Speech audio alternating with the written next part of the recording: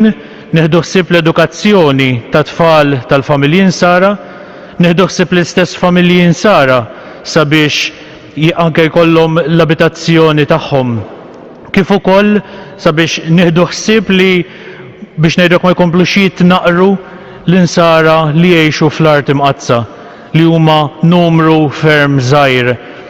Aħna minn qalbna nirringrazzjawkom li ta' kull sena turu ġenerożità kbira magħkom u anke f'ċirkustanzi bħal dawn li qegħdin ngħixu din is-sena hija diffiċli għad-dinja kollha, iżda wkoll hija diffiċli mhux eċċezzjoni għall-art imqazza. Il-patrijiet tagħna hemmhekk jiddependu ħafna mid-donazzjonijiet tal-pellegrini li jżuru l-art imqazza matul is-sena. Bħalissa kif forsi smajtu kif forsi tafu kullum kien huwa magħluq għalhekk nistgħu nimmaġinaw id-diffikultà kbira tisibu ma' wiċċhom. Iżda grazzi għall ġenerożità tagħkom din il-missjoni tista' tibqa' għaddejja. Minn qalbna nirringrazzjawkom bil-qudiem tal-ġenerożità kbira li perswas li se turu magħna anke din is-sena. Grazzi.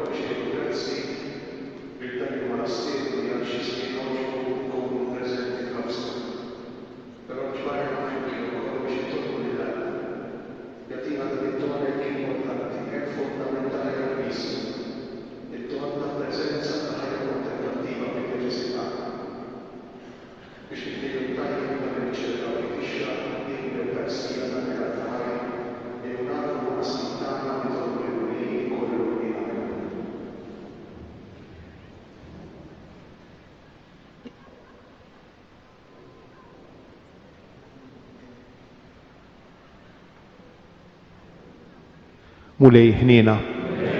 Kristu ħnina. Mulej ħnina. Iħenna lina Alla li jista' kollox jaħfrilna d-nubitna u jwassalna għal ħajja ta' dejjem.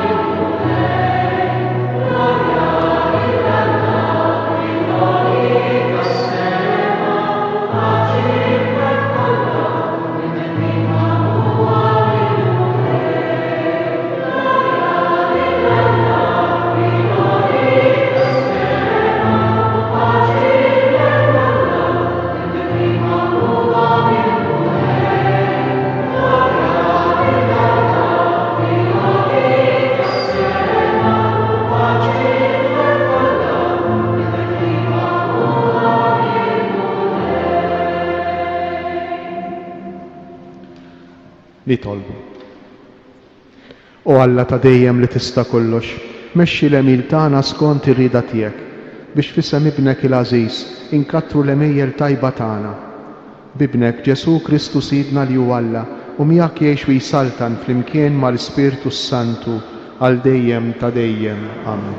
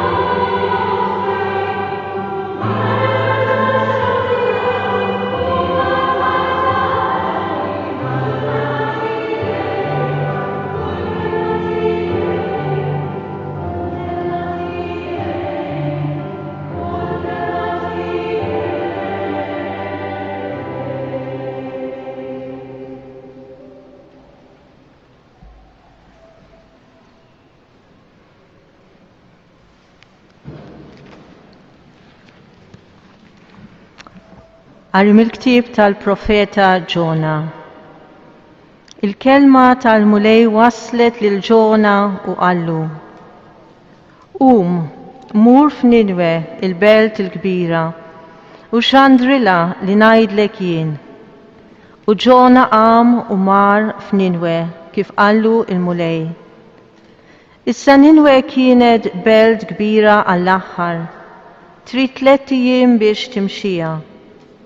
Ġona kif daħal il-belt beda ġurnata mixi, ixxandar u jgħid: 40 jum ieħor u Ninwe issir ħerba. In-nies ta' Ninwe emnu falla, nedew sawma u libsu l-ixkejjer mill-kbir sa' żgħir. U Alla ra x'għamlu kif reġgħu lura minn triqthom il-ħażina. U Alla reġa' bdielu mid-deni li qal li kien se jagħmlilhom u m'għamlux. Il-kelma tal-mulej.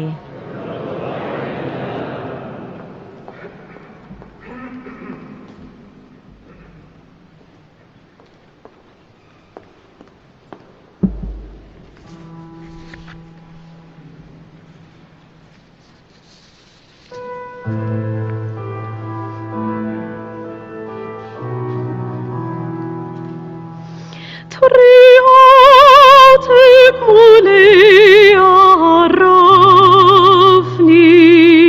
Flimkien. Triatek mulej arrafni. Triatek mulej arrafni. Il-moditi kalimni. Mexxini fis-sewa tiegħek u għallimni għax intalla tas-salvazzjoni tiegħek. Triatek mulej arrafni. افتكر في ذهني نويتي باتي أشوم من تيمونه انتي طيب مولي افتكر في اسكنت تباتيك ترياتك مولي عرفني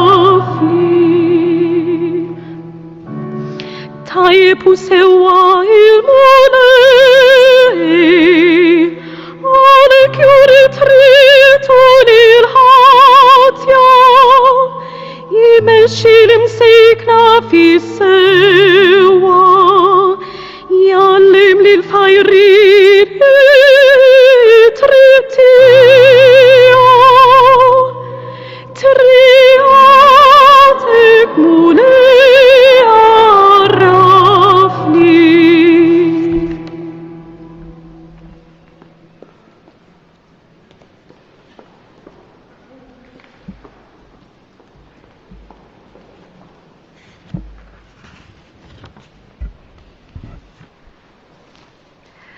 Qari mill-ewwel ittra ta' San Pawlu Apostolu l-Korintin.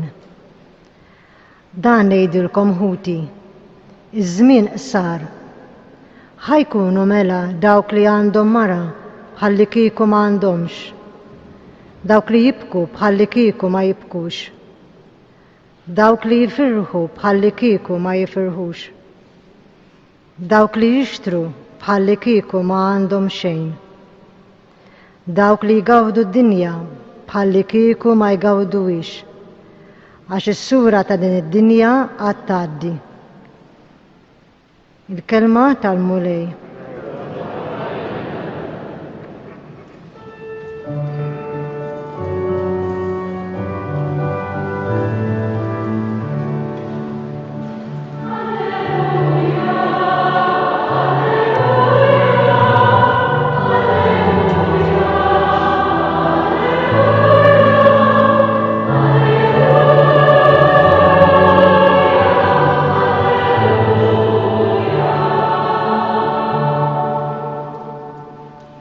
Iż-żmien huwa mitmum u s-saltna ta' Alla waslet.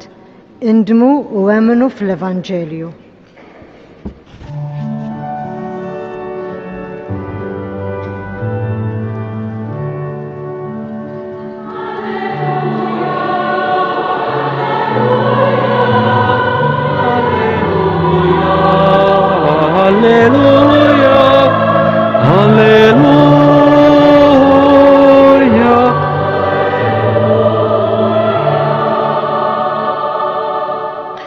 Il-mulej ma'kom.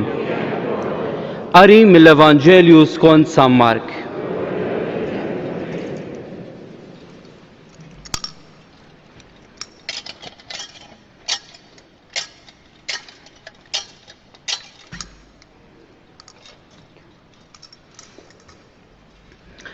Wara li arrestaw lil Ġwanni, Ġesu mar il-Galilea jxandar l-Evanġelju ta' Alla u jgħid: Iż-żmien huwa mitmum u s-saltna ta' Alla waslet.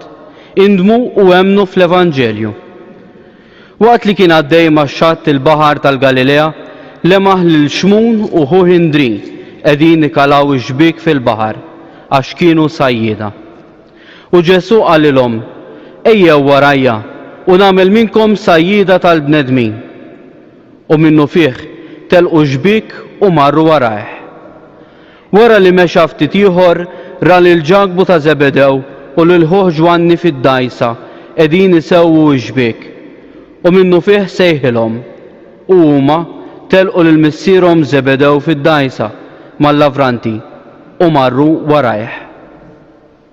Il-kelma tal-mulej.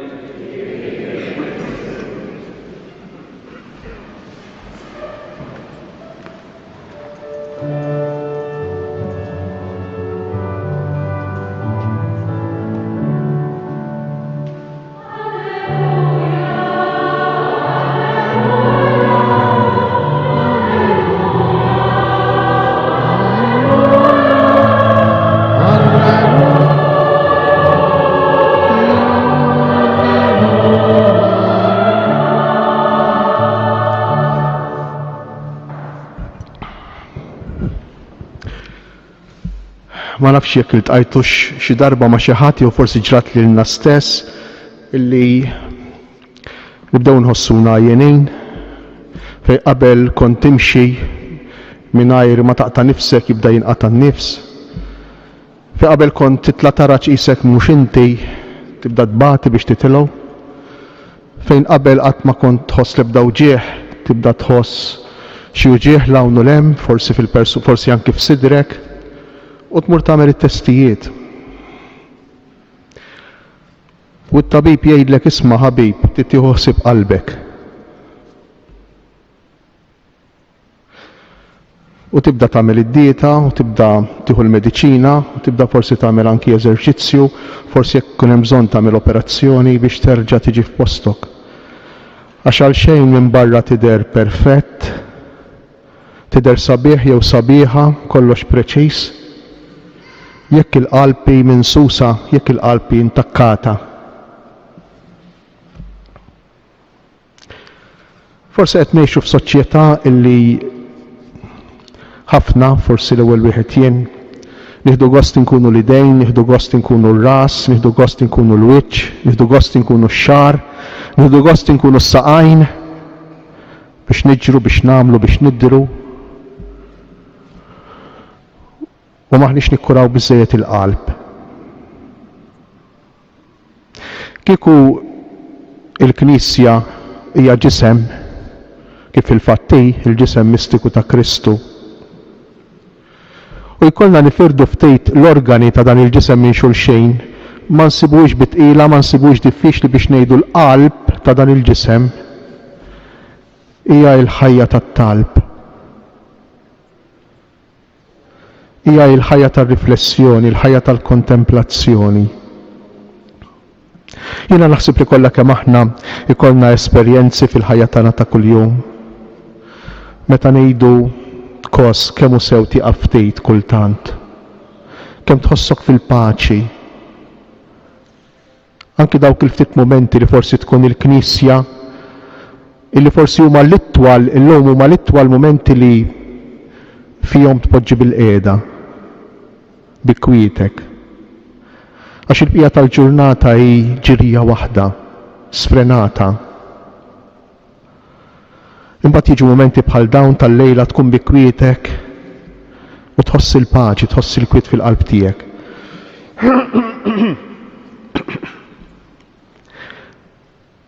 Il-monasteru ta' Santa Chiara li kellna f'nofsna u li għandna u xek f'pajjiżna f'Malta flimkien mal-monasteri l-oħra. Monasteru li differenti minn kunvent ta' sorijiet ta' ħajja attiva. Aħna ngħidu joħorġu jew ma joħorġux, imma mhux dik id-differenza l-kbira.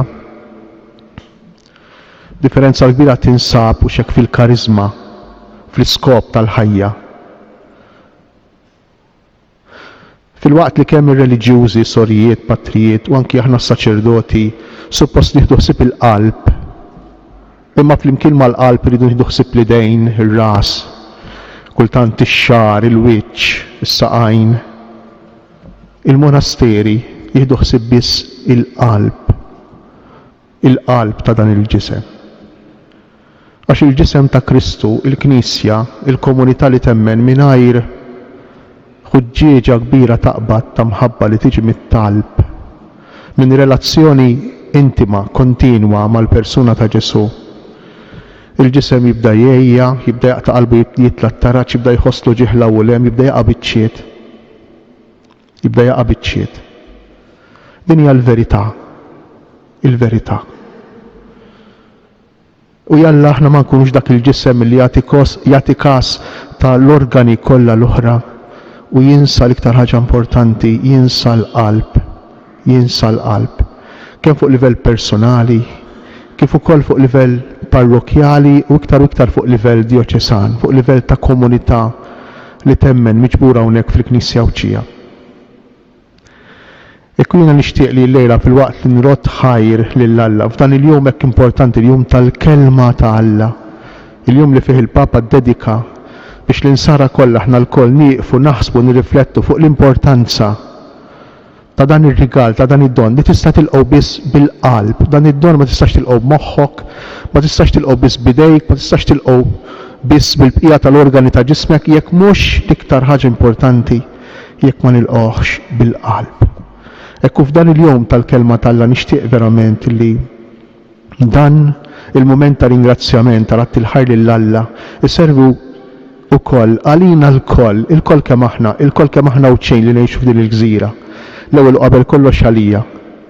Hekk nixtieq li dan il-mument isservi ta' sejħa. Sejħa biex l-ewwel qabel kollox nieħu ħsieb qalbi. Qalbi mhux il-qalb l-organu bioloġiku, fiżiku, imma il-qalb spiritwali, it-talb. Imma wkoll mhux biss il-qalb tiegħi personali, imma wkoll il-qalb tal-Knisja. Il-qalb tal-Knisja. Biex ma jiġrilniex li nirriskjaw illi nispiċċaw naħdmu, nagħmlu, naġixxu, niddiru u ma nagħtux każ li traskuraw lill-iktar organu fundamentali tal-ġisem tagħna li huwa l-qalb. Il-Mulej Ġesu fil-Vanġelu tal-lum isejjaħ id-dixxipli għal warajh biex jagħmilhom sajjieda tal-bnedmin. Ejjew warajja, ejjew miegħi. Ftit iktar il-qudiem fil-Vanġelu ta' San Mark, kapitlu 3, insibu lil Ġesu li jsejjaħ lid-dixxipli biex jibqgħu miegħu. L-ewwel qabel kollox jibqgħu miegħu u mbagħad jibgħathom jipritkaw, imma l-ewwel jibqgħu miegħu. Nikkonkludi b'eżempju sempliċi. Ħafna minnkom iż-żewġejn. U jiena nista' nimmaġina l-ġurnata tkun kif inhi. Kulħadd għaddej bix-xogħol tiegħu, il-mara għaddejja bix-xogħol tagħha, ir-raġel għaddej bix-xogħol tiegħu. Kultant it-tfal ukoll għaddejjin bix-xogħol tagħhom, ħadd ma jaf x'inhu jagħmel. Ħadd ma jaf x'inhu jagħmel l-ieħor. Imbagħad jiġi mument ta' kriżi.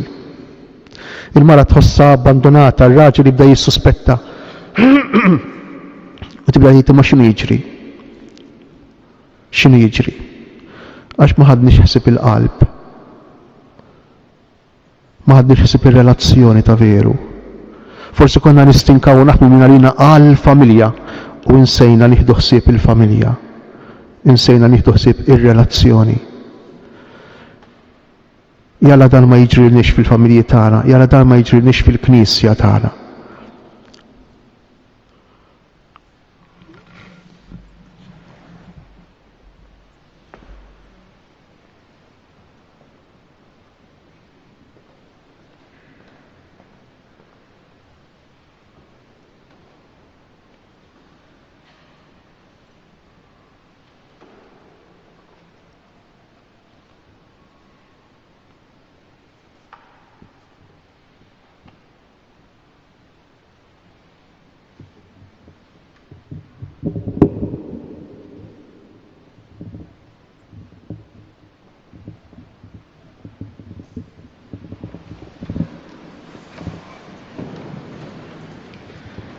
Jiena nemmen falla wieħed il-missier li jista' kollox li ħalaq is-sema u l-art, dak kollu li jidher u dak li ma jidhirx.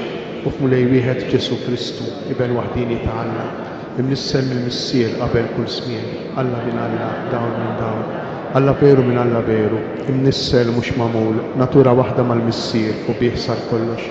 Niżel mis-smewiet għalina l-bnedmin u għall-fidwa tagħna u ħal-ġisem is-seħħa tal-Ispiritu Santu minn Marija Verġni u sar bniedem. Salbu ħalina, bata Ponzu Pilatu, mitu difnu. Fit-tielet jum għamil l-imwiet skont il-kodba mqazza u tela s-sema, jiet fuq l-lemin tal-missier, u għandu jerġa' jiġi bil-glorja biex jagħmel ħaq mill-ħajjin u mill-mejtin. Is-saltna tiegħu ma jkollix tnien u fl-Ispiritu Santu mulej li għati l-ħajja li ġej mill-missier u mill-liben li hu meqjum mweġġaħ flimkien mal-missier u mal-liben u li tkellem f'hom il-profeti. U fi Knisja waħda qaddisa Kattolika Apostolika, nistqarma mudija waħda għal maħfra ta' dnubiet, nistenna l-qawma mill-imwiet u l-ħajja ta' żmien li ġej. Amen. U Jeżis bil-ħrara kollha nitolbu llum lill-Alla l-missier li jista' kollox li jrid li l-bnedmin kollha jsalvaw biex jagħtina l-grazzja li neħtieġu u narfu s-sewwa kollu.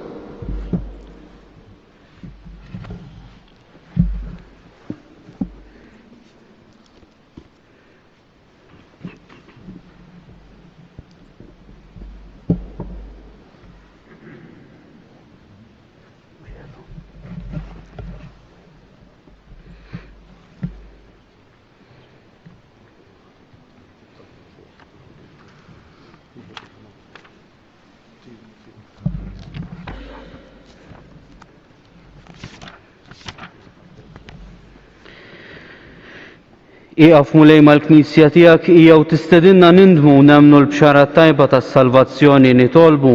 Ismana nitolbuk mulej.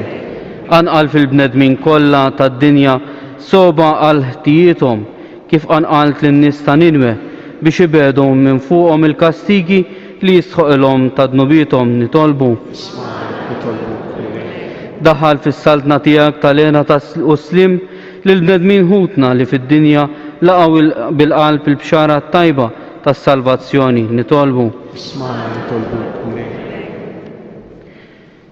Minn dan is-santwarju eżista l-Madonna ta' Pino u ixħet mulej kull barka tiegħek fuq il-familji kollha u wieqaf mal-morda u ma' dawk li jduru bihom fl-isptarijiet u fid-djar tagħna nitolbu. Ismana nitolbuk mulej. Mulej nitolbuk illum partikolarment tas-sorijiet Klarissi li konsagraw ħajjithom għalik. Għamel li l-aktar żgħażagħ jarfu jilqgħu is-sejħa tiegħek u bħalhom iwieġbu bħeġġa bl-imħabba għal kelmtek nitolbu. Ismana nitolbuk mulej. Iskit ta' qalbna nitolbu lil mulej il-bżonnijiet biex xewqat tagħna f'dan is-santwarju ta' Marija anke bl-interċessjoni ta' din l-om.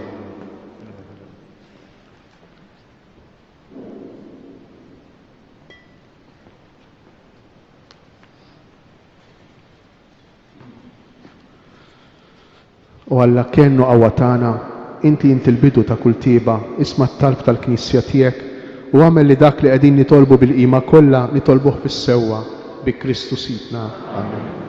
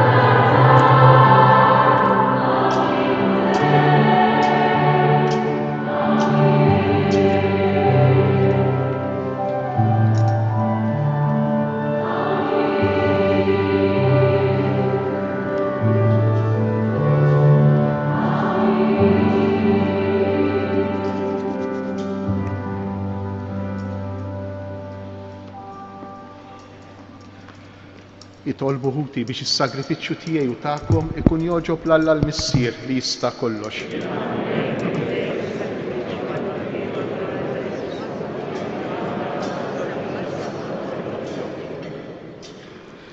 Ilqa' bisliem u lej l-offerti tagħna u għamel li jkunu ta' fejda għad-qaddis u s-salvazzjoni tagħna bi Kristu Sidna.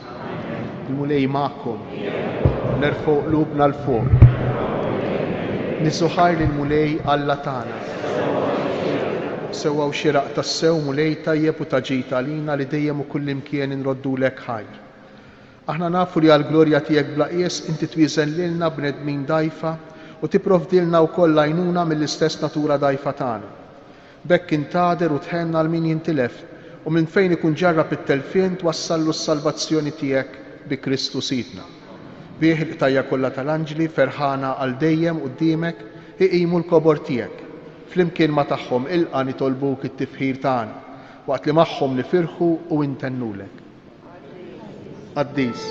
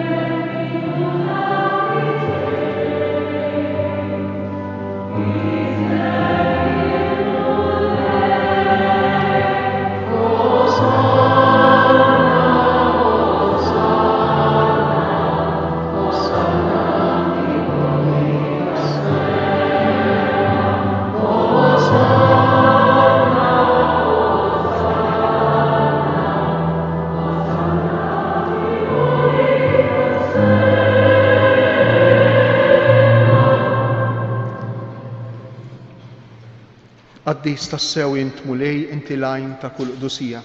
Qaddes għalhekk nitolbuk dawn l-offerti bil-barka tal-Ispirtu tiegħek biex isiru għalina l-ġisem u d-dem ta' Sidna Ġesu Kristu, li meta kien se jingħata biex minn rajħi bati ħajr ħobs, ratti l-ħajr, qasam tal id-dixxipli tiegħu u qal: ħudu u kulu il-kol minn dan, għax dan huwa ġismi li jingħata għalikom.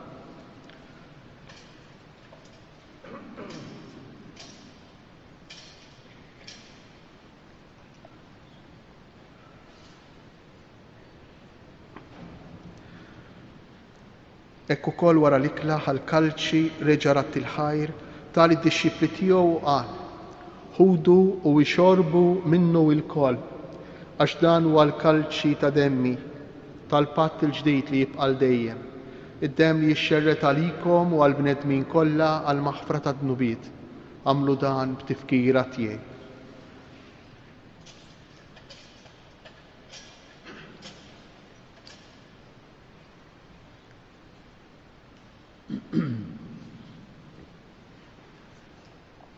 Dan hu il-misteru tal-fidi. Kull darba li niklu dan il-ħobs u nixorbu dan il-kalċ, inħabbru l-mewt tiegħek mulej s-samaġ. Għalhekk aħna nagħmlu dan b'tifkira tal-mewt u l-qawmien ta' Sidna Ġesu Kristu, nofrulek mulej il-ħobs tal-ħajja u l-kalċi tas-salvazzjoni. U nroddulek ħajra xogħbok tilqana hawn quddiemek biex naqduk. U miċ-ċokon tagħna nitolbu li l-Ispirtu Santu jaqgħadna f'ġisem wieħed lilna li nieħdu sehem mill-ġisem u d-demm ta' Kristu. Ftakar mulej il-Knisja tiegħek imxerda mad-dinja kollha, wettaqa fl-imħabba flimkien mal-Papa Franġisku, mal-Isqof tagħna Anton u mal-Ministri tiegħek kollha.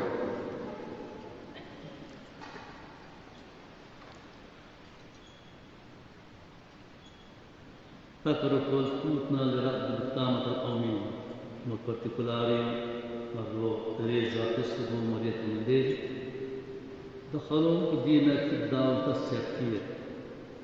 Ħinna lina wkoll nitolbu.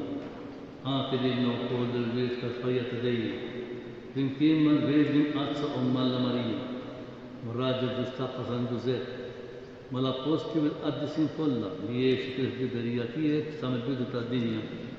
Għamil li maħħom il-faħru kinsebħu Ġesu Kristu ibnek.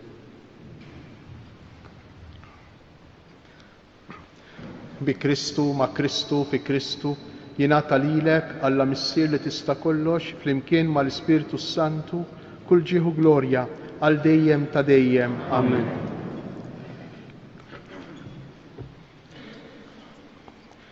Wieħed mill-vokaboli li jużaw il-Lowt biex jgħidu il-kelma huwa dabar, dabar. U din dabar tfisser mhux biss il-kelma li toħroġ mill-ilsien, imma tfisser kull azzjoni, kull ġrajja, kull oġġett. Għaliex? Għax bejn il-kelma u l-oġġett, bejn il-kelma u l-ġrajja m'hemmx distinzjoni. U l-kelma ta' Alla kull meta tiġi imxandra u imħabbra twettaq dak li xandar u tħabbar. Fija il-qawwa li tagħti l-ħajja lil dik il-persuna jew lil dak l-oġġett li jirċevija. Id-diffikultà tinsab fil-kapaċità tagħna, fil-libertà tagħna, f'kemm inħalluha taħdem fina.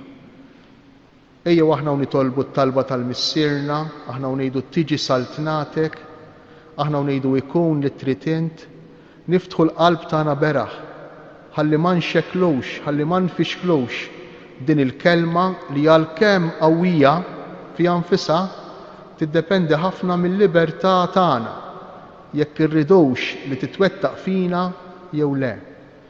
Induru lejn il-missier tagħna tas-sema u bil-kliem ta' Ġesu ħuna l-kbir inkantaw flimkien.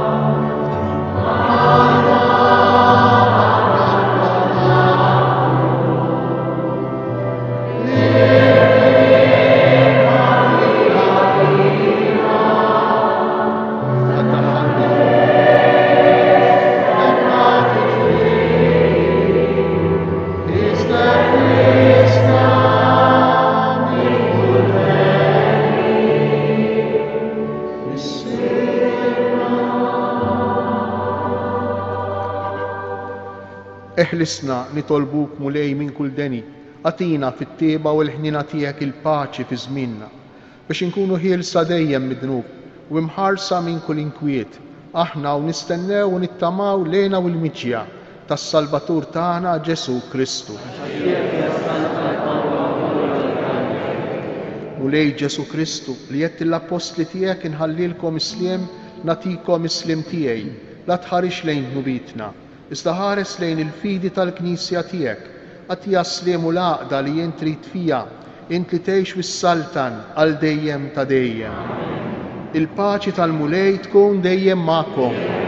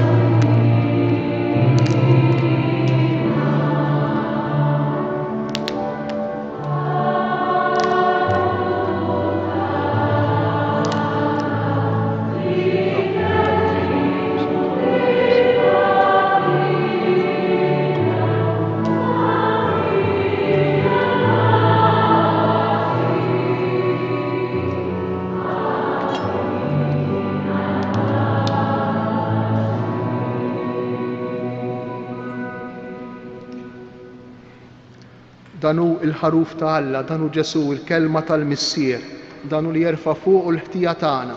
Ħenjin aħna li aħna mistiedna għal din l-ikla tal-ħaruf. U lej ma jisfoqlix li tidħol taħt is-saqaf tiegħi, stejt kelma waħda, ruħi tkun infejqa.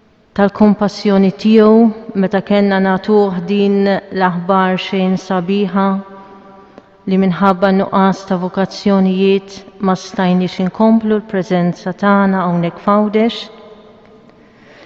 Grazzi lil tant saċerdoti patrijiet li offrew is-servizz tagħhom b'tant disponibilità, is-support spiritwali tagħhom. U grazzi kbira lilkom eżis ħbieb u benefatturi ta' kemm ħabbejtuna, tal-ġenerożità tagħkom magħna, ta' kemm qsamtu magħna dawk il-mumenti sbieħ ta' talb fis-skietu l-ħemda tal-kappella. Dalgħodu qrajt headline f'gazzetta: il-missjoni tal-Klarissi f'Għawdex tintemm. Ma nixtieq nesprimiha b'mod ftit differenti. Il-missjoni tagħna mhijiex se tintemm. Il-missjoni tagħna ħanejxuha sfumatura ftit differenti. Illum qegħdin nitkellmu ħafna fuq il-ħidma online minħabba s-sitwazzjoni li qegħdin ngħixu fiha. Il-ħidma titkompla imma l-preżenza fiżika titwarrab. Ekku, il-ħidma tagħna għalikom ħadd titkompla. Il-mulej naqqax id-djoċesi ta' Għawdex fil-qalb tagħna. Ma nistgħux ninsewha, ma nistgħux ninfirdu minnha. Aħna ħankomplu nitolbu għad-djoċesi. Ħankomplu nitolbu għalik, Aziz of Anton, għas-saċerdoti, mod speċjali għas-seminarju li huwa ħafna l-qalbna, u għalikom u għal-familji tagħkom. Grazzi ta' kemm għamiltu magħna.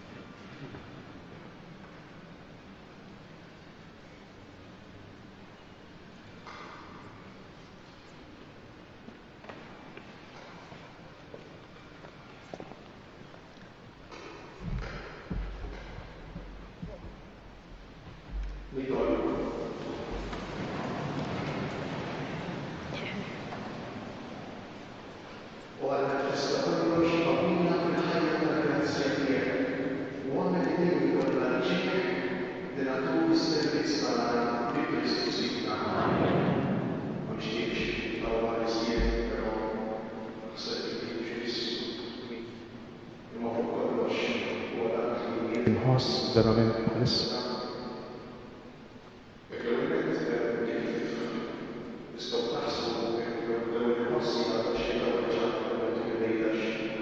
Dik il-verità.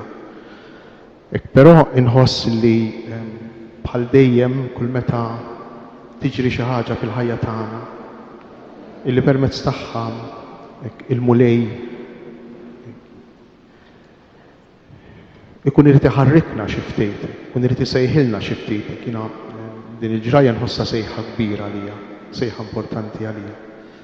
Kultant tiġini l-mistoqsija propju dak li kont qed nirrifletti waqt l-omilija.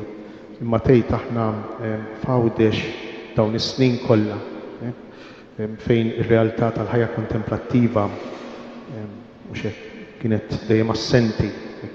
Jekk inneħħu dan il-bracket ta' dawn is-snin li kontu preżenti intom, il-ħajja fid-dijoċesi tagħna kienet dejjem assenti. Allura l-mistoqsija tiegħi jekk tkun ma tgħid aħna tant aħna irrankati, tant għaddejjin, tant moħħna fix-xogħol, fil-ħidma, hekk lawċi magħruf, hekk għall-għaqal tiegħu għall-ħidma tiegħu.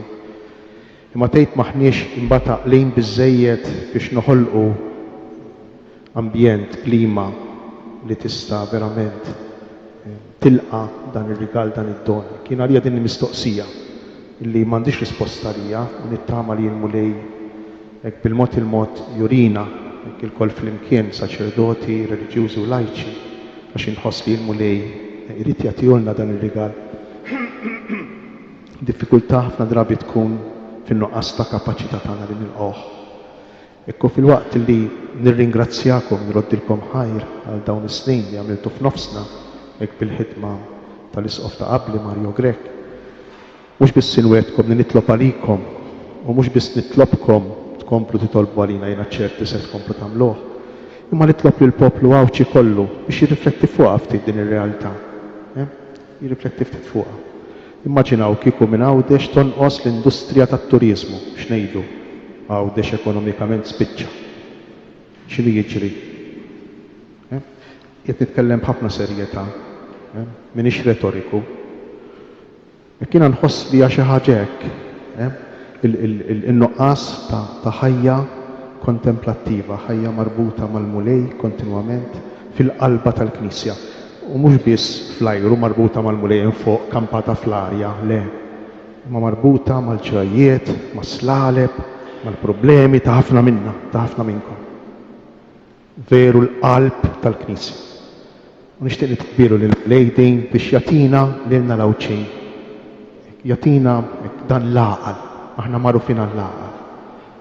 Jekk inkomplu napprofondixxu dan l-għaqal. Żgur li l-mulej ma jħalliniex neqsin minn don jekk aħna nitolbuh dan id-don bil-qalb, bis-serjetà. Jekk aħna intom naf li ser tieħdu lilna fil-qalb tagħkom, qegħdin hawnhekk dan is-santwarju għażiż li għalina meta narawh għalina jfisseraw biex inkunu fejn inkunu naraw dan il-kwadru qisu qegħdin hawnhekk.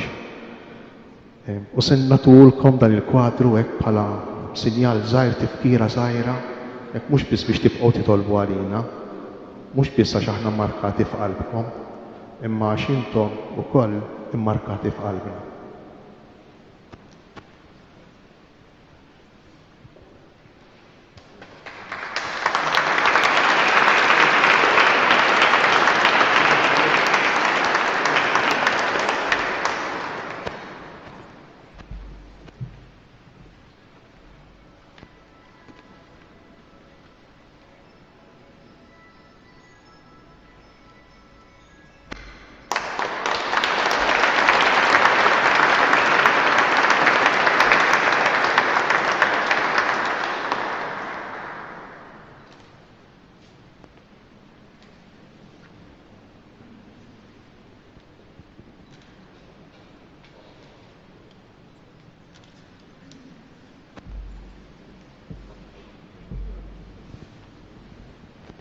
Il-mulej ma'kom, iberikkom, iħariskom Alla li jista' kollox il-Missier, l-Iben u l-Ispiritu Santu.